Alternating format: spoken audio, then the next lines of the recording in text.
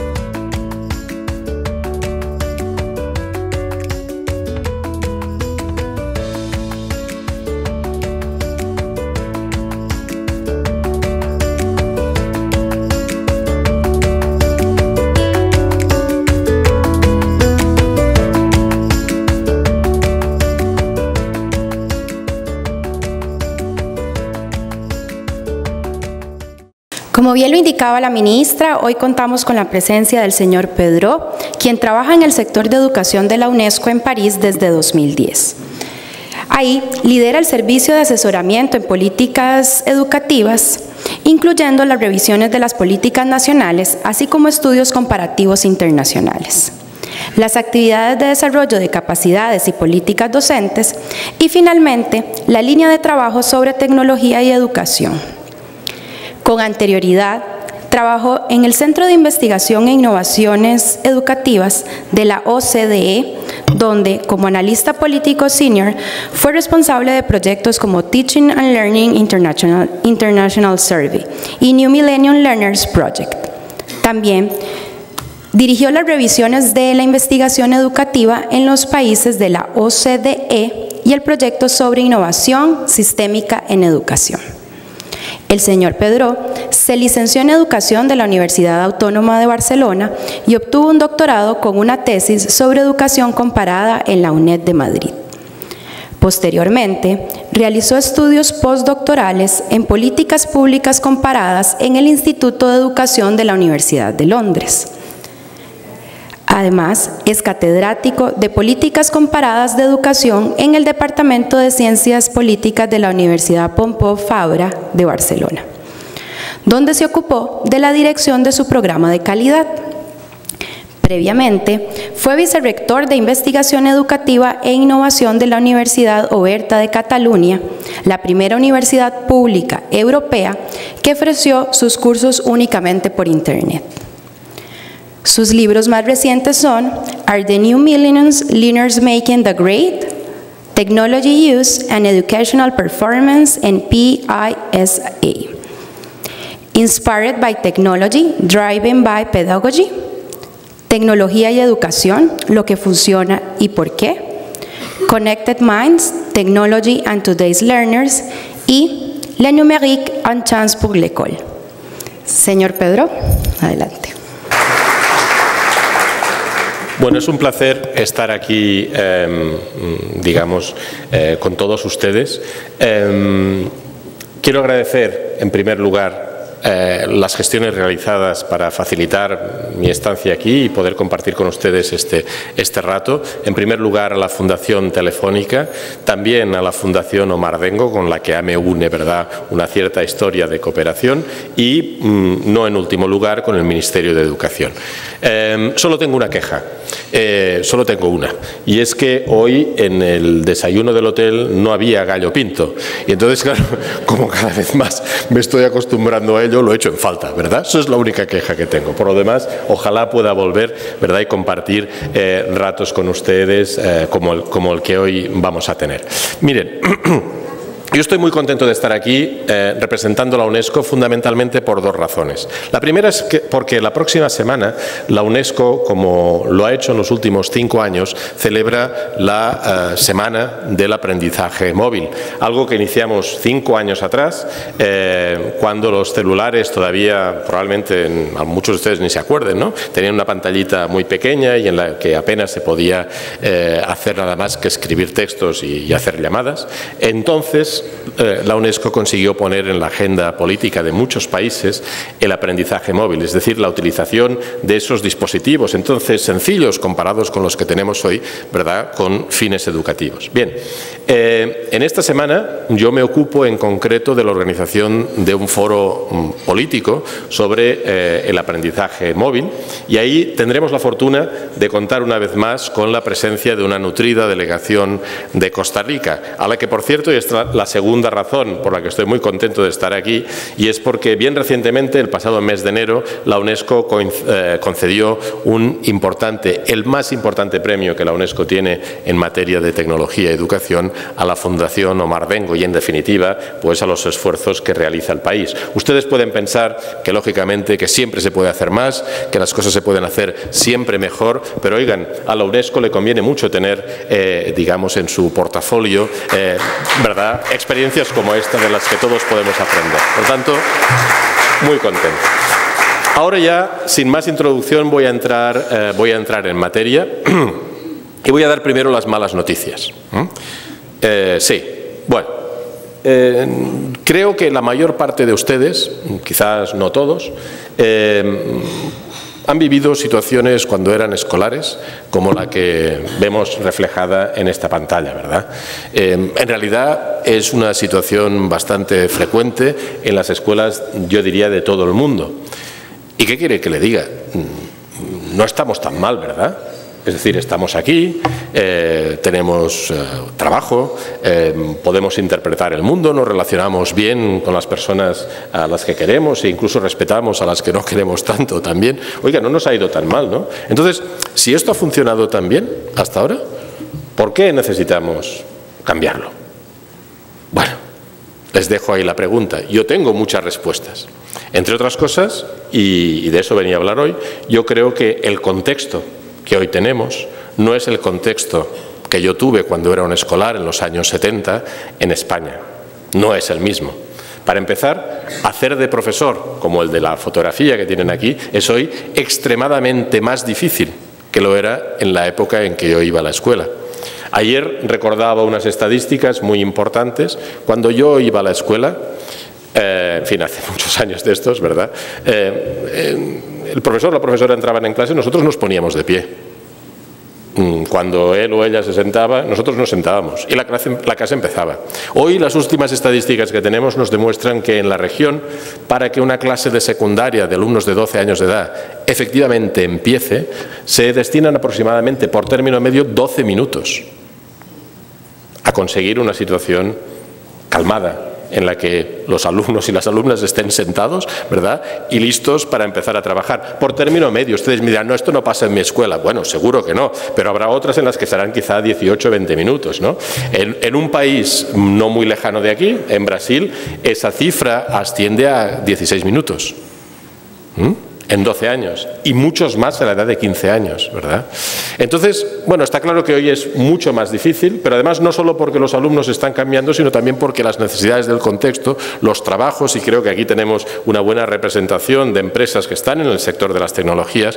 Evidentemente, muchos de los trabajos que, digamos, que tienen estas empresas eran inimaginables 25 o 30 años atrás. Bien. ¿Es esta situación, perdón, la que ven ustedes en la pantalla, es esta situación la óptima para preparar esos trabajos que ni siquiera sabemos exactamente qué perfil tendrán? Algunos empezaron en los años 80 a introducir la tecnología y muchos de ustedes habrán pasado, yo creo que los que tienen ya más experiencia habrán pasado por esta situación en la cual la tecnología se transformó en poco menos que cambios cosméticos, eso que los especialistas acostumbran a denominar cambios de primer orden. Miren, yo voy a compartir con ustedes un pequeño vídeo brasileño que quizá algunos de ustedes conozcan, pero que me parece que es muy significativo y les dará, más vale una imagen que 1000 palabras, la idea clara de lo que son esos cambios de primer orden. 2 vezes 1, 2. 2 vezes 2, 4. 2 vezes 3, 6. 2 vezes 4, 8. 2 vezes 5, 10. 2 vezes 6, 12. 2 vezes 7, 14. 2 vezes 8, 16. 2 vezes 9, 18. 2 vezes 10, 20. Prezada professora, é com satisfação que eu lhe informo. A partir de hoje, a sua escola será moderna. Faremos uma transformação, professor. Vamos instalar novos equipamentos para permitir que a escola possa ser moderna, ou seja, uma escola do futuro. As novas tecnologias podem proporcionar uma educação por excelência. Você não continuará dando aulas com a tabuada antiga, vai poder utilizar ferramentas modernas.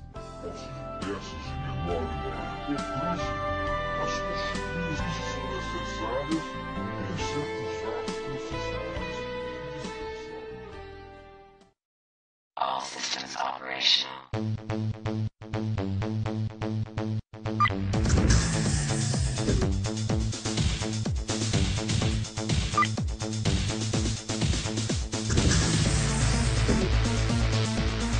Dois vezes 1, 2. 2 vezes 2.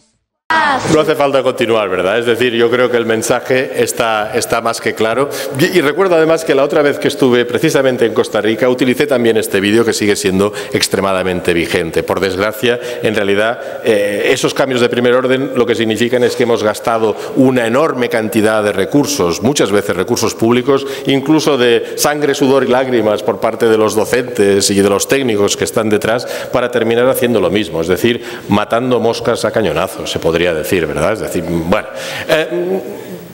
esas son las malas noticias. Las buenas noticias es que tenemos, por lo menos en los análisis que hacemos en la UNESCO, una serie de inicios de que parece estar aproximándose eso que se llama una tormenta perfecta. Es decir, hay una serie de elementos en el contexto de lo que está sucediendo en la escuela que parecen sugerir de que por fin vamos a dejar de hablar de cambios de primer orden y vamos por fin a tener la oportunidad de introducirnos en el mundo de la transformación pedagógica. ¿Cuáles son estos indicios de cambio? Yo no soy meteorólogo, pero de todas maneras sí que les voy a dar como 3 indicios. No sé si esto lo hacen aquí, ¿no? Les advierten de que la presión atmosférica va a bajar dramáticamente o que habrá mucho viento. En fin, yo les he traído 3 indicios. Probablemente habría muchos más. El primer indicio importante de que el contexto está cambiando es que las expectativas de las familias están cambiando. Miren, 15, 20 años atrás, muchas familias, digamos, en el contexto de los países desarrollados, eran o tenían actitudes extremadamente conservadoras con respecto al uso de la tecnología. Muchas de ellas lo siguen teniendo todavía. Es decir, cuando en los contextos escolares se habla de tecnología, siempre hay familias que manifiestan, lógicamente, su desazón. Vienen a decir, bueno, pues esto va a ser una distracción, esto no es exactamente lo que corresponde a mi modelo de una educación de calidad, yo quiero un docente que sea muy responsable y demás, y que explique y que los niños aprendan, copien y luego se examinen. Esa es mi visión de lo que es una educación de calidad. Bueno, estas expectativas están cambiando radicalmente. Y les voy a dar un dato. Aunque no tengo aquí los resultados para Costa Rica, estos son estudios, los resultados de un estudio en los países más desarrollados. Fíjense exclusivamente en la línea azul, muestra el porcentaje de adultos que están trabajando en los principales países desarrollados que dicen que en los últimos 3 años su lugar de trabajo se ha visto modificado por causa de la tecnología. En los últimos 3 años. Dense cuenta de cuáles son las cifras para países como Suecia, Finlandia o Dinamarca. Estamos entre el 40 y el 50% de los trabajadores. Es decir, de los padres y las madres que llevan esos hijos a escuelas como las que ustedes están trabajando. Por consiguiente, ellos ya están sufriendo en su propia piel los cambios y las implicaciones de la tecnología. Su trabajo no es el mismo que 3 años atrás y es lógico que su actitud con respecto a cómo debe ser la educación de sus hijos tenga en cuenta también esta variable. Es decir, no va a ser como eran 30 años atrás, donde las familias decían, no, lo mejor que te puede pasar es que encuentres un lugar de trabajo al lado de tu casa y que si puede ser sea el mismo trabajo que tiene tu padre, porque su madre no trabajaba, ¿verdad? No, nuestro mundo es distinto y las familias se están empezando a dar cuenta. Por tanto, cuidado, porque ahí tenemos una ventana de oportunidad muy importante. Segundo elemento también crítico, no es nuevo para ustedes que trabajan con chicos y con chicas, pero las prácticas de los alumnos con respecto a la tecnología están cambiando radicalmente. Miren, el uso de la tecnología, incluso en un contexto exclusivamente de la región, estos son datos de la UNESCO, está aumentando de una manera increíble. Aquí tienen una gráfica que muestra para algunos países, incluida esta vez Costa Rica, el porcentaje de alumnos de 6º grado que declara utilizar alguna vez un ordenador o en la escuela, estos son los datos, o, fíjense la comparación, en su hogar. Y ahí tienen el caso de Costa Rica.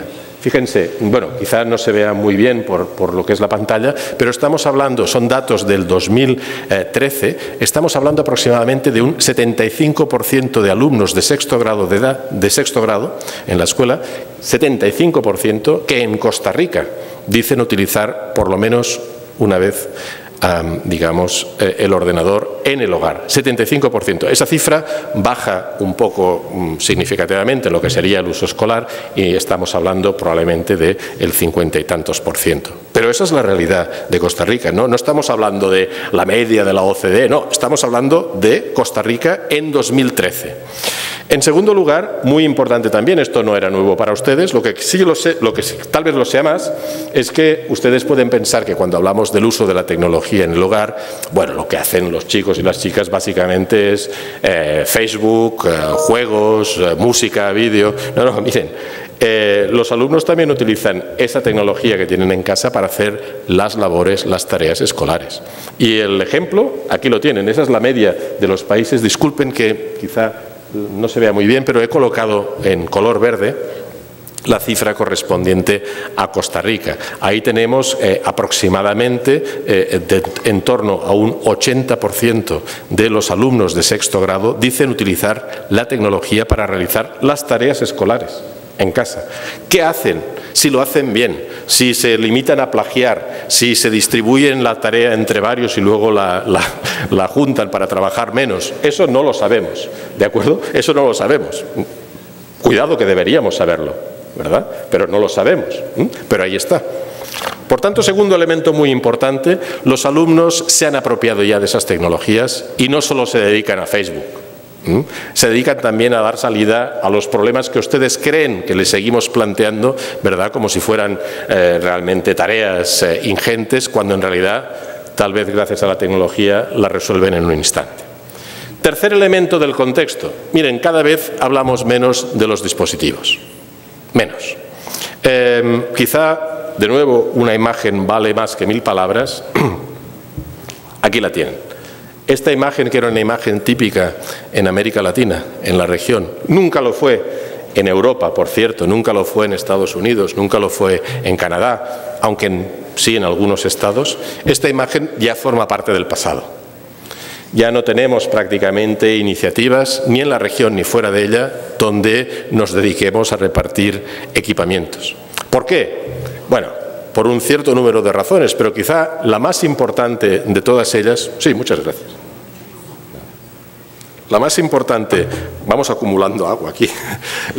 La más importante de todas ellas es que, como les acabo de demostrar, esos chicos que supuestamente deberían recibir pues el maná que viene del cielo, ¿verdad?, ese equipamiento, resulta que ya lo llevan en el bolsillo, ¿verdad? Y las familias siguen equipando a sus hijos. Miren, en América Latina, en la región, yo no tengo los datos para América Central, la edad de principio de adquisición de dispositivos móviles para los niños es 8 años. 8 años. ¿sí? Ustedes acaban de ver cómo los alumnos de sexto grado están súper equipados. No tenemos las cifras todavía sobre cuántos de ellos tienen celular, pero yo me atrevo a decir que en un país como este debe estar probablemente por encima del 90%. En fin, ustedes luego, yo hablo puramente de intuición, ¿no? Pero me da la sensación de que es así. Miren, no vale la pena seguir invirtiendo en repartir equipamientos, porque ya los tienen. De hecho, las cifras nos demuestran que las familias, esto es muy interesante, las familias que tienen hijos son más proclives a comprar dispositivos y también servicios de telecomunicaciones que las familias, las parejas, que no tienen hijos o que ya no los tienen en casa.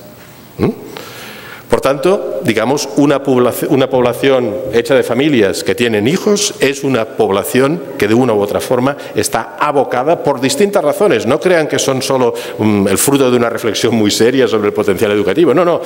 Basta sencillamente pensar que eso es una fuente de tranquilidad en casa, ¿verdad? Es decir, tienen su equipamiento, ahí están disfrutando, ¿verdad? No me marean. No sé si han visto cuando viajan el fin de semana con el coche, cuántos, sobre todo automóviles que llevan detrás a los niños, ¿verdad? Tienen dispositivos para que estén calladitos, ¿no?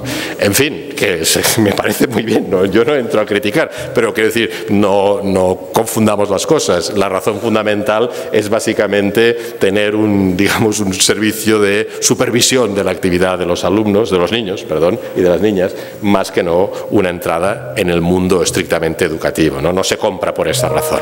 Bien. La conectividad, por tanto, es el nuevo reto. La ministra lo ha explicado muy bien. Y también esa conectividad está creciendo espectacularmente en América Latina. No me voy a detener aquí, pero evidentemente lo que parece claro de esta imagen, bueno, a mí me lo parece, pero ustedes no lo ven muy bien, pero la presentación será puesta a su disposición, de manera que todo lo que producimos en UNESCO es Creative Commons, o sea que lo pueden utilizar sin ningún problema, ¿no? Algo que muestra esta gráfica muy importante es que la conectividad en los hogares en Costa Rica es muy elevada, ¿sí? Pero la conectividad en las escuelas es muy baja, más baja de lo que sería esperable en el contexto de lo que es la región, ¿no? Bien, estos son los tres indicios que nos hacen pensar que estamos frente a una tormenta perfecta. Es decir, tenemos por una parte las familias que nos están poniendo presión, por otra parte los alumnos que están esperando de nosotros otras cosas y en tercer lugar un contexto en el que verdaderamente el tema ya no es el dispositivo, sino que el tema es la conectividad y en el que vamos ganando efectivamente. Bien, ¿cuál es el resultado en el contexto de la charla de hoy? Algo parecido a esto.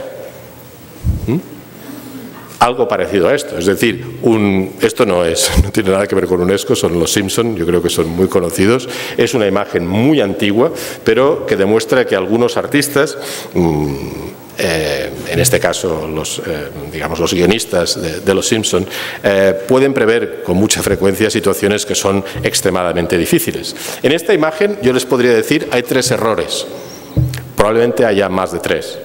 Probablemente haya más de 3. No hay errores gráficos. Me refiero sencillamente a que esta imagen muestra un futurible que no es deseable, fundamentalmente por 3 razones. La primera es porque la situación que acredita es una situación de anarquía, de distracción y en el fondo de desconexión. Fíjense la cara, iba a decir pálida, pero es que el personaje ya es amarillo de por sí, de la docente, ¿verdad? Cuando se da cuenta de que los alumnos no están ahí, en definitiva, no están allí. Bien, segundo error muy importante, no hay un uso pedagógico. Es decir, esos celulares están en el aula, están con cada uno de los alumnos, no hemos tenido que pagar nada por ellos, pero no hay ningún uso pedagógico. Y lo tercero, y más importante, quizá menos evidente, es que fíjense la pizarra. Si la pizarra está llena, de nuevo, de las mismas estrategias docentes que utilizábamos en los años 60 o en los años 70, sin sacar partido de esa realidad. Probablemente ustedes encuentren más errores en esta imagen, ¿no? Pero este no es el futuro que nosotros deseamos. Nosotros deseamos un futuro en el que esos celulares que están ya en los bolsillos de los alumnos, y no se olviden, no es un tema para hoy, para otro día, en los bolsillos de los docentes también, Y no solo en países como en Costa Rica, es lo más frecuente en la mayor parte de los países africanos. No con los docentes de primaria, pero sí con los docentes de secundaria. Realmente están todos ellos equipados. Pero no se gastan 50, 100, no sé cuánto vale el equipamiento que ustedes tienen en el bolsillo, porque estoy seguro que todos tienen uno, pero muy probablemente debe valer entre 150 y, no sé, 600, 700 dólares, según la gama y el modelo, o si tienen ofertas de las compañías y demás, ¿no? Miren, yo soy muy consciente de los salarios docentes que se pagan en América Latina y conozco los datos para Costa Rica. Esa es una gran inversión de dinero la que ustedes tienen en el bolsillo, ¿sí? Y no lo habrían hecho si no estuvieran convencidos de que en algún punto hay un retorno de esa inversión. Estoy hablando de ustedes como individuos, como personas, ¿no? Probablemente piensan que es imprescindible en el mundo de hoy poder tener una buena conexión a Internet porque te puede pasar algo. Yo creo que aquí utilizan mucho esa aplicación que se llama Waze, ¿verdad? Que es un determinante en un país que no conoce números ni calles, ¿verdad? En fin, algo muy sorprendente para mí, pero muy cotidiano para ustedes. En fin, yo creo que en algún momento ustedes deben pensar que vale la pena gastarse ese dinero y probablemente les cunde porque veo que lo siguen renovando aquí como en todas partes, ¿verdad? Lo siguen renovando y siempre están a la última. Bien, ¿cómo es posible que no seamos capaces de sacar partido ¿verdad?, de esa enorme inversión también en sus bolsillos a efectos pedagógicos? Entonces, desde hace años, la UNESCO, junto con otros agentes, viene promoviendo una reflexión sobre cómo sacar partido de esa conectividad, más que del dispositivo. Nosotros creemos que tenemos que dejar de hablar de las características del dispositivo y tenemos que entrar en un contexto en el cual, como aquí, la gente llega, nadie pregunta si usted tiene un dispositivo con estas características o con las otras, le dan un código de acceso a Wi-Fi y a partir de ese momento usted puede acceder a cualquier lugar del mundo, ¿verdad? Eso es lo que en inglés se llama bring your own device, ¿no? Nosotros hemos traducido al español trae tu propio trasto, pero en fin, no sé, quizá ustedes encuentren una aproximación más genuina, ¿no? Es decir, la idea de que no importa el dispositivo, lo que importa es la calidad de la conexión. Bien, aún así hay muchísimos actores que nos estamos preocupando de introducir una cierta racionalidad en todo esto. Yo no voy a tener tiempo hoy de describirlo con detalle, pero sí me gustaría plantearles, por ejemplo, lo que ha sido el último resultado del más reciente Congreso Mundial de la Tecnología Móvil, celebrado en mi ciudad natal, en Barcelona, hace escasamente una semana, ¿no? Es sencillamente una propuesta educativa, no es una propuesta estrictamente solo para las escuelas, de lo que es lo más importante que hay que hacer en distintos grupos de edad en relación al uso de lo que serían los teléfonos celulares. Y dense cuenta de que estas recomendaciones se pueden leer en clave escolar o se pueden leer en clave familiar también. Vamos a repasar solo las primeras, ¿verdad?, por una cuestión de tiempo y ustedes luego, en fin, las pueden criticar o pueden considerar que son inapropiadas, pero vamos a centrarnos solo en lo que sería, digamos, las distintas columnas, solo la primera fila, donde decimos qué es lo más importante para los alumnos, los niños y niñas de menos de 5 años de edad. Bien, esto está acreditado básicamente por la medicina pediátrica. Recomiendan que exista una norma de tiempo máximo online. Pero fíjense, lo más importante, que no les pase desapercibidos, es que es una recomendación que se hace para niños y niñas menores de 5 años de edad. ¿Sí? Menores de 5 años de edad. Vamos a seguir. Para el grupo de edad de 6 a 10 se recomienda que exista una lista de webs, es decir, de lugares permitidos, y por tanto implícitamente de otros que no lo están, pero sobre todo lo más importante es que se introduzca en distintas oportunidades la discusión acerca de por qué algunas webs tienen riesgos. ¿Por qué? Pero fíjense que la recomendación que se hace es, de entrada, no puedes ir donde quieras. De la misma manera que no dejarían salir a su hijo o a su hija a la calle y que fuera sin una dirección clara en estas edades por cualquier lugar de la ciudad. Probablemente le acompañarían o le darían instrucciones o le darían un itinerario, ¿verdad? Seguimos. La siguiente columna es alumnos de 11 y 12 años de edad o niños y niñas de 11 años de edad. Bien, aquí es donde empieza la cuestión realmente difícil de la privacidad. de la privacidad, del valor de la información acerca de uno mismo y de por qué hay determinados datos que no hay que compartir nunca, o solo hay que compartir con aquellas personas, con las mismas personas con las que compartirías esos datos de viva voz, cara a cara. ¿De acuerdo? Y finalmente, en el grupo de edad superior a los 13 años de edad, me imagino para ustedes debe ser sexto o séptimo grado, aquí es donde entramos realmente a explicar los pros y contras de los aplicaciones sociales. Fundamentalmente hoy por hoy es Facebook, pero vaya ustedes a saber, quizá dentro de 2 años será otra cosa, ¿no? Entonces, a mí me parece que este tipo de reflexión es muy importante y no es una reflexión que pueda tener un valor universal, es decir, no podemos decir esto es lo que hay que hacer con todos y cada uno de los niños en todos los países del mundo, no. Esto es, de una u otra forma, una propuesta que se puede adaptar. Es decir, incluso dentro de un mismo país, distintas escuelas pueden tener distintas políticas, distintas clases o con distintos alumnos podemos tener distintas políticas, porque lo que es importante no es la norma. Lo que es importante es que esta norma es un mecanismo para ayudar al niño, a la niña, al joven, a la joven, a madurar, ¿verdad?, en el desarrollo de esas competencias digitales. Esto es lo importante y bajo esta mirada hay que tomarlo. Es una primera aproximación, pero a mí me parece muy interesante. No voy a detenerme más en esta cuestión, pero creo que es verdaderamente el tipo de discusión que hay que tomar, ¿verdad? Y en algunos casos, como verán si analizan el cuadro, se darán cuenta de que es muy importante que en el diálogo participen ellos también. Es decir, no es una imposición, es una norma que tiene una justificación y que en todo caso se puede revisar. Entonces, seguimos. Este es el cuadro, lo que serían las recomendaciones para el desarrollo de una ciudadanía responsable, como decía la ministra, en el uso de los celulares en casa, fuera de casa y también en el centro escolar. Pero lo que más nos interesa es saber si realmente podemos ir un poco más allá. Y ahora me gustaría hablar más de la tecnología y sí me gustaría hablar muy bien de lo que podemos hacer con la tecnología.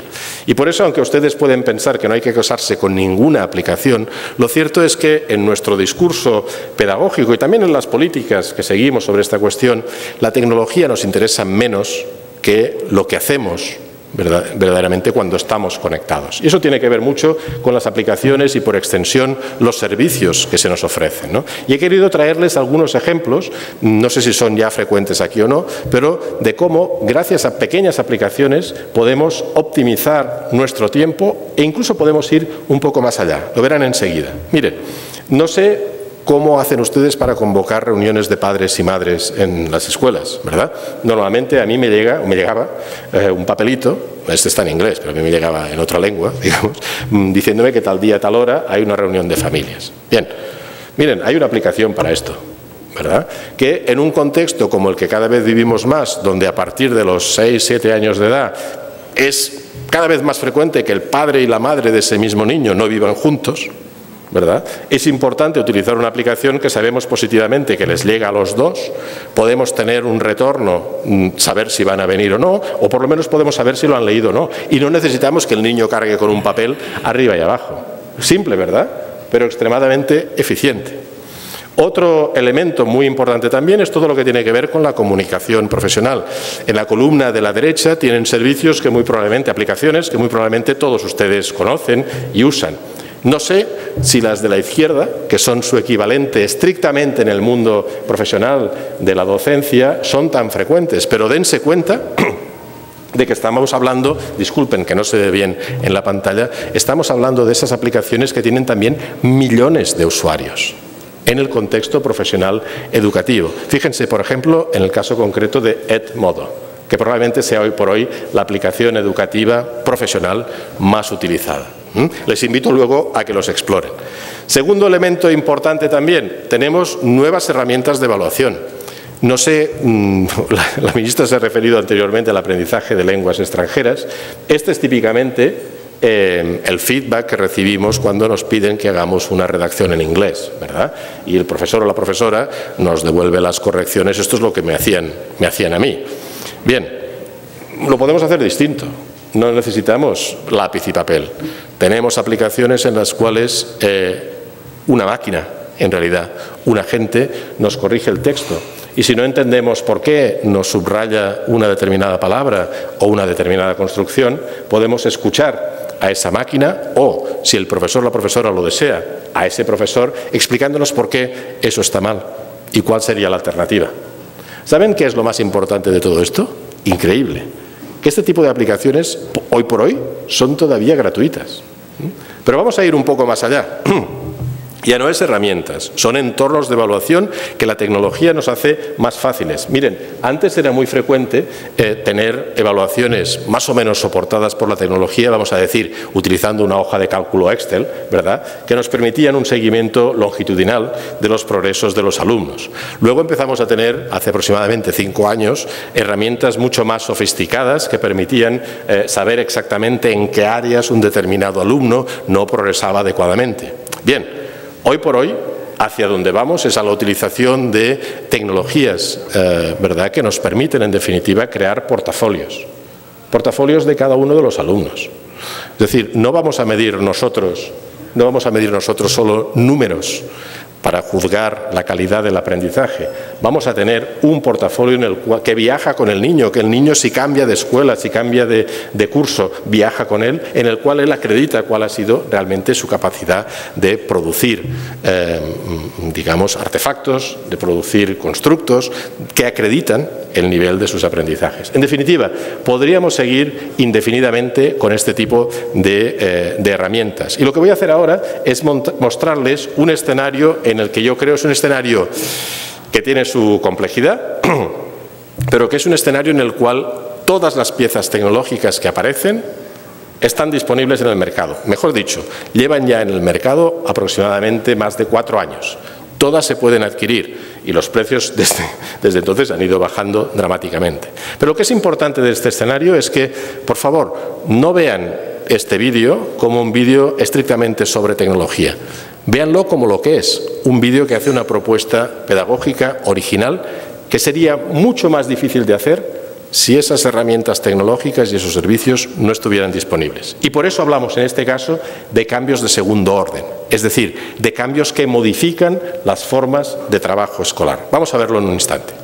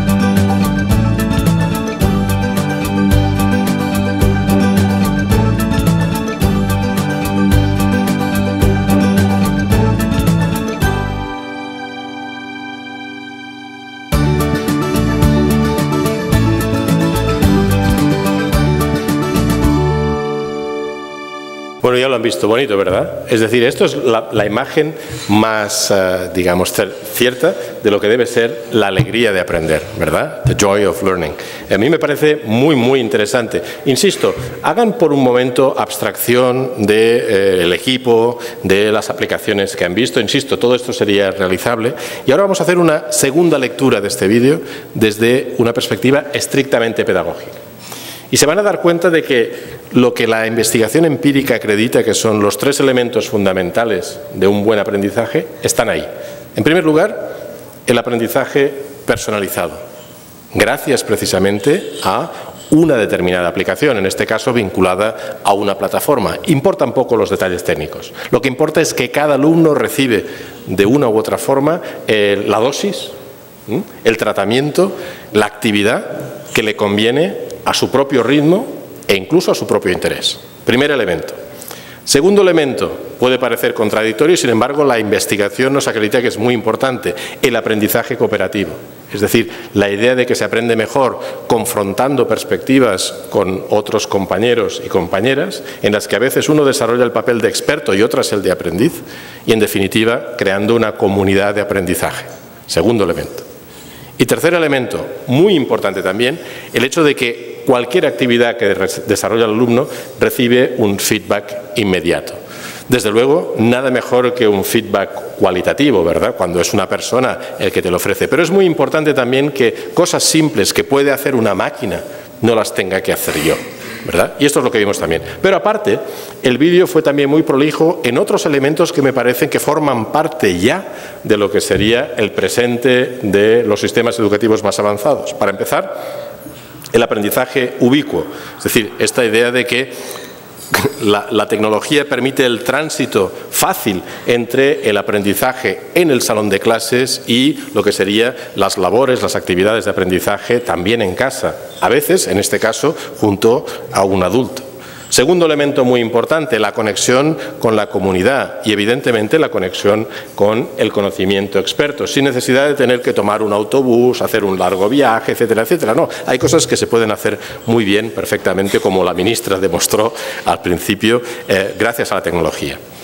Otro elemento singularmente importante también es esta idea de que detrás de todo hay una arquitectura pedagógica, en este caso que gira alrededor del aprendizaje de proyectos, pero podría ser cualquier otra arquitectura pedagógica. Por ejemplo, muchos de ustedes conocerán las famosas imprentas de Freinet, en fin, es decir, o lo que serían los modelos de Montessori.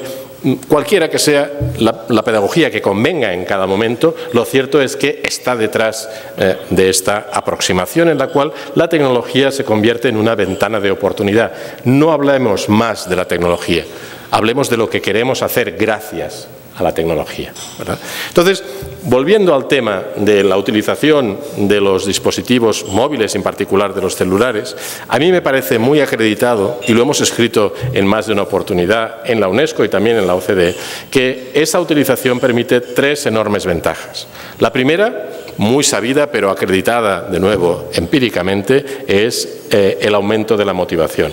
En realidad es más allá que de la motivación, es decir, no tiene solo que ver con el interés que el alumno desarrolla porque ve que su mundo es reconocido en el aula como un mundo existente y no ajeno, ¿verdad?, sino que tiene que ver fundamentalmente con la capacidad de quedar absorbido por unas determinadas actividades de aprendizaje, gracias a que utilizamos sus códigos, sus lenguajes, sus propias herramientas.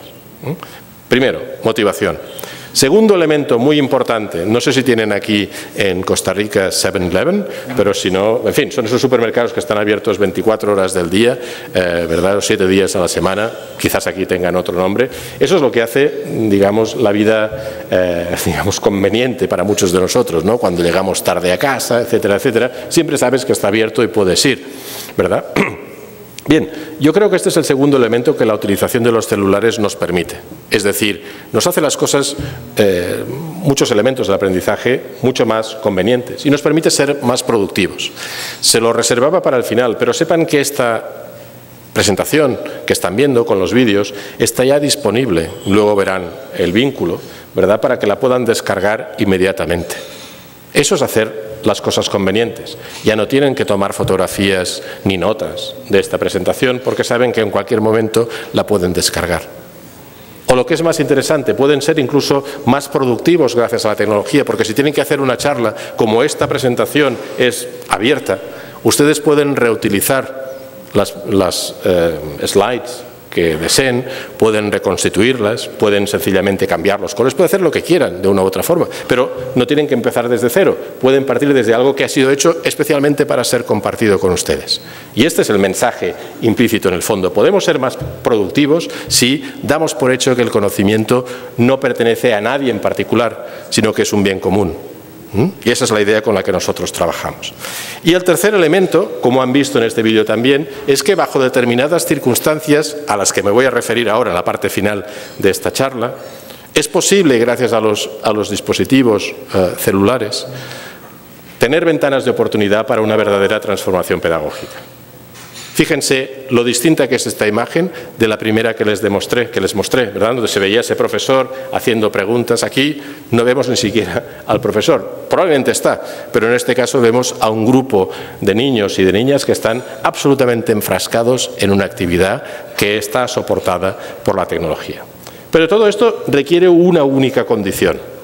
Bueno, aparte de las condiciones técnicas y tecnológicas, pero requiere una única condición que, por desgracia, no todo el mundo tiene. Y es que el secreto de todo esto radica en las capacidades de los docentes. ¿Sí? Este es el secreto.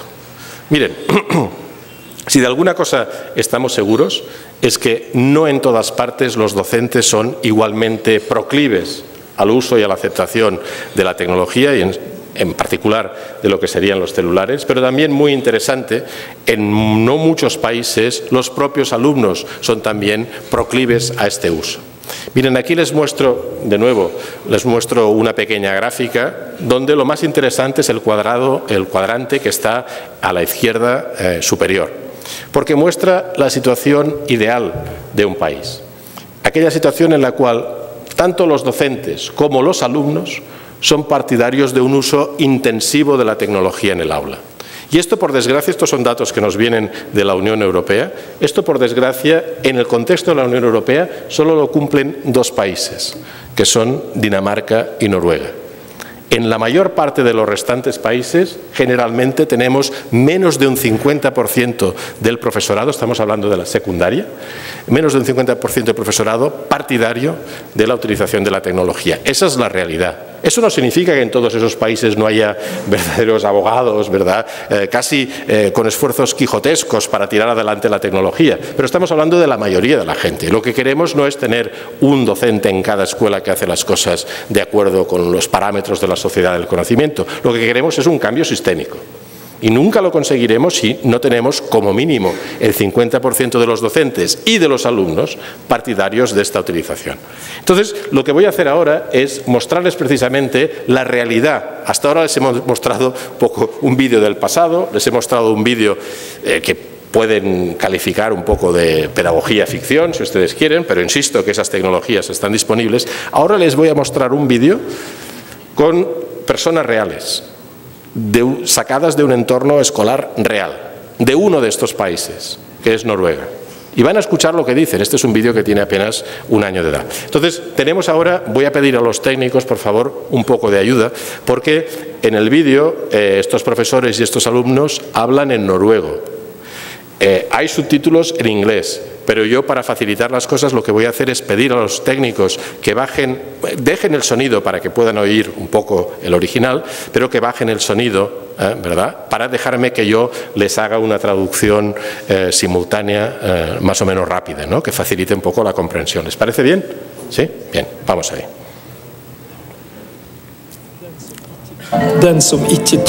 Los que no son capaces de enfrentarse a la revolución digital en la escuela son culpables de negligencia y de no tomarse su labor como docentes seriamente.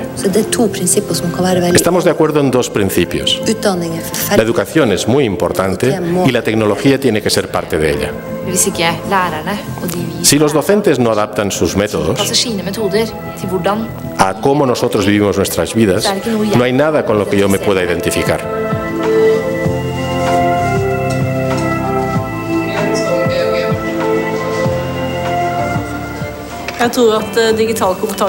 Las competencias digitales deben estar incluidas en la educación desde el kindergarten y debe adaptarse al nivel de maduración de cada niño. Hemos crecido en un mundo lleno de teléfonos celulares y de computadoras. Es parte de nuestra vida cotidiana y por consiguiente debemos estar autorizados a utilizarlos. Mi generación está especializada en la multitarea. Puedo ver televisión, hacer las tareas escolares, chatear y comer simultáneamente.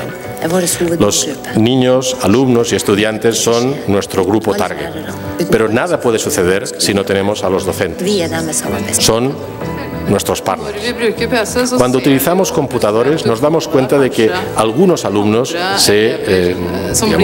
están más implicados que cuando utilizamos solo lápiz y papel. Son aquellos que tienen competencias digitales más bien que no las típicas académicas. De pronto se convierten en un recurso y nos ayudan con los problemas que tenemos con el equipamiento. Eso les ayuda en su autoconfianza y además están más implicados en la materia. Es importante que las autoridades locales establezcan los estándares para sus escuelas. El éxito en el uso de la tecnología tiene mucho que ver con el management, la gestión. Aquí, en la ciudad de Drammen, la gestión política, administrativa y escolar están coordinadas para conseguir el éxito de esta iniciativa. El directivo es fundamental y es un desafío. Nos encontramos ante un desafío si el directivo no lo entiende. Tenemos que dejar espacio a que los empleados cometan errores. Si no, nunca se atreverán a probar nuevas cosas. Tiene que existir un tiempo para la discusión y la colaboración, más que para la formación. La colaboración cotidiana es mucho mejor. Es importante que nos ayudemos entre sí y que establezcamos una cultura de compartir, de manera que el conocimiento esté compartido entre todos los docentes. Los alumnos enseñan a otros alumnos. La cultura del compartir que nos enseñan es muy buena. Es una cultura que tiene que estar presente y que la tecnología nos ayuda a tener. Utilizar los computadores como una herramienta nos ayuda a compartir. De esta manera, mucha más gente puede aprender, porque los alumnos tenemos formas distintas de aprendizaje. Los mejores docentes que he tenido son aquellos que me han dejado ayudar a otros compañeros y compañeras a encontrar su propio camino. Dejándonos ayudar a otros alumnos, nos dan un sentido de responsabilidad y esto nos ayuda con la motivación. Cuando les damos una oportunidad de mostrar lo que saben hacer, entonces es cuando los docentes utilizan a los alumnos como un recurso y les dejan florecer. Tomemos el caso de una clase de historia y donde se menciona un lugar o un personaje histórico. Entonces es muy importante poder contar con toda la información sobre ello al alcance de tu palma de tu mano. Particularmente en mis clases de matemáticas utilizo pequeños tutoriales en vídeo. Los alumnos que no consiguen aprenderlo a la primera pueden ver el vídeo tantas veces como lo desean.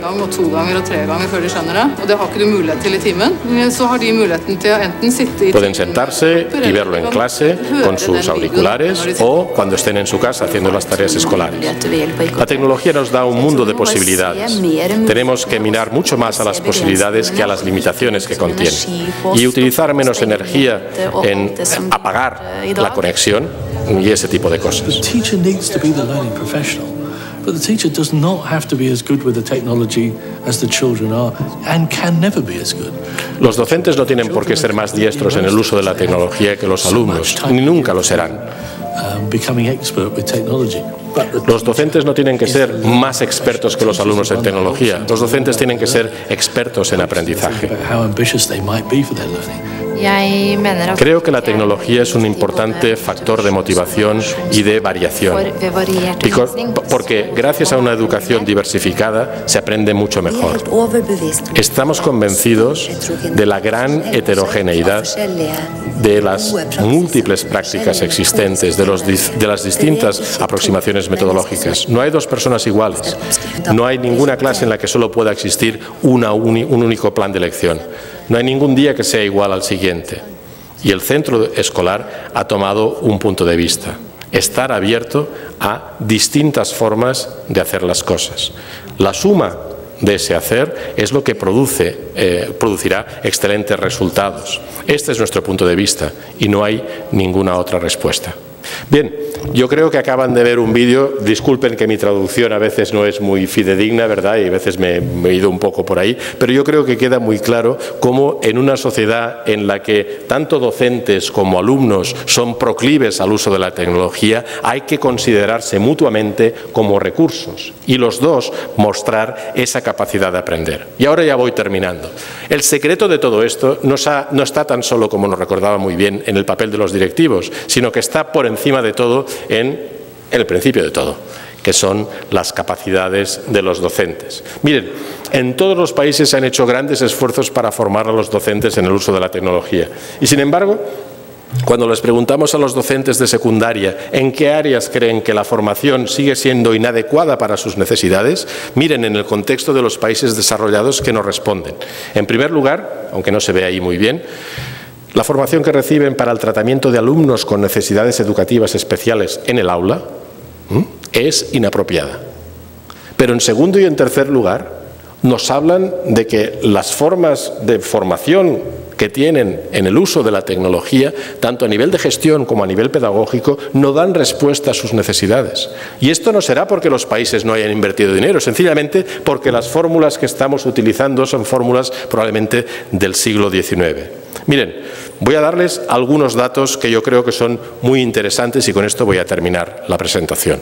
Son datos de UNESCO que venimos utilizando y predicando con ellos desde el año 2010. Muy sencillos. Y los van a recordar siempre porque todos tienen la cifra 3 en algún lugar. En primer lugar, UNESCO acreditó en un estudio de coste-beneficio que 30 horas de formación de los docentes extraídos de su lugar de trabajo no tienen de lejos el mismo efecto que 3 horas de coaching en el aula en la que trabaja el docente. De manera que si ustedes quieren realmente ayudar a un docente a afrontar de qué forma la tecnología puede ayudarle a resolver sus necesidades profesionales, no se lo lleven del aula, vayan al aula. Y el coste de esas 30 horas, los viáticos a los que se refería la ministra y demás, quedan perfectamente compensados con llevar o utilizar un docente, ¿verdad?, más experimentado del propio centro. Pero esto sí, esto es muy importante, tiene que existir un sistema de reconocimiento de ese esfuerzo, ¿verdad? Segundo grupo de cifras también muy importante. También desde el año 2010 la UNESCO viene defendiendo que cualquier iniciativa, ya sea a escala de centro escolar, de distrito o de país, cualquier iniciativa destinada a la promoción del uso de la tecnología en la escuela, por ejemplo, el uso de los celulares, tendría que destinar un mínimo del 30% al desarrollo de las capacidades docentes, en términos presupuestarios. No sé si eso les parece mucho o poco, pero les puedo decir que nuestros estudios acreditan que todavía no hemos encontrado una única experiencia que cumpla con este criterio. Y es lógico, porque lo que a nosotros nos interesa no es invertir verdaderamente en lo que sería equipamientos y conectividad, que sabemos que dentro de nada habrá que volver a rehacer. La verdadera inversión que se sostiene en el tiempo es la inversión en la formación de las competencias docentes. Y termino, no basta solo con dar oportunidades de formación efectiva, sino que también hay algo muy importante. Miren, en el contexto de los países de la OCDE, de los que pronto Costa Rica formará parte, el 71% de los docentes de secundaria dice que cuando realizan prácticas innovadoras, eso es considerado como un elemento positivo en su evaluación docente. Muchas veces tiene que ver ni más ni menos que con oportunidades de investigación o de crecimiento profesional, o sencillamente con formas distintas de organizar la enseñanza. Miren, se sabe desde hace muchos años que el secreto fundamental del sistema educativo finlandés no está en la tecnología. Les engañaría si les dijera eso. ¿Saben dónde está? En que cuando un docente tiene un contrato, vamos a suponer, de 25 horas a la semana como docente en un centro escolar, 5 de esas horas son para el tratamiento individual de aquellos alumnos que van más rezagados. Luego, la ecuación 25 horas contractuales, 25 horas de pizarra no existe en Finlandia, porque ya hace muchos años que se dieron cuenta de que la manera de conseguir progreso desde el punto de vista del aprendizaje, de la calidad de los aprendizajes de los alumnos, es identificar a todos los alumnos que en algún momento de su historial experimentan alguna dificultad de aprendizaje y atacar, ¿verdad?, invertir más en esos alumnos. Miren, este es el secreto de Finlandia y es un secreto que está a nuestro alcance conseguir, sobre todo si utilizamos herramientas que permiten ayudarnos precisamente a identificar esas dificultades. En definitiva, este es el mensaje fundamental con el que yo querría que se quedaran de la parte de la UNESCO. Desde luego, la tecnología, los celulares nos ofrecen una magnífica ventana de oportunidad para la innovación, pero no sucederá, nunca tendrá lugar de forma sistémica si eso no crece en el terreno abonado de una profesión docente que esté bien capacitada y, sobre todo, bien reconocida e incentivada. Muchísimas gracias.